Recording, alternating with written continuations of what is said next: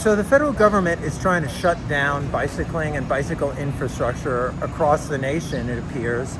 I just heard at a conference that there was this directive given to the Federal Department of Transportation. Do a word search for bike or bicycle or bike lane. Do a word search and find what proposals there are for infrastructure anywhere in the country that might provide some benefit to people traveling by bicycle, and pull it out of the stack. That's not going to be approved without further review because the federal government doesn't want to fund those projects. You know, to me, that's just unbelievable. It's shocking to the transportation professionals who've been working in this area for so long, but it's so much more fundamental than that. It's not a bunch of bureaucrats I'm worried about. It's people across the country who use bikes for transportation, in their business, for fitness, kids to get to school. There's so many people who bike for so many reasons. And the idea that somehow any project to facilitate biking or making it safer is suspect and shouldn't be funded, it's really outrageous. You know what it comes from is this idea that some people have that only liberals ride bikes, which is just asinine. Okay, bikes are probably one of the most conservative ways of getting around.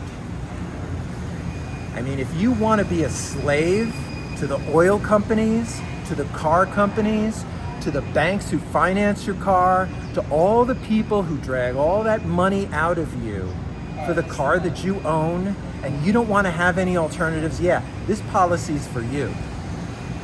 You want to make sure you can't do anything without a car. Yeah, cancel all the alternative transportation infrastructure. Cancel all the bike lanes.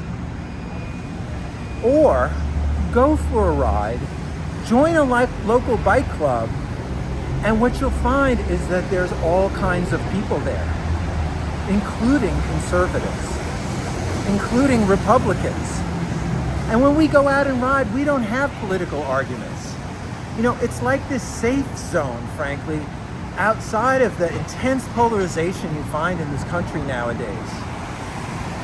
People work together, they look out for each other, they draft on each other, they help each other, and they get to explore the outdoors together in a relaxed environment, hopefully safe for motorists who aren't on the lookout for cyclists.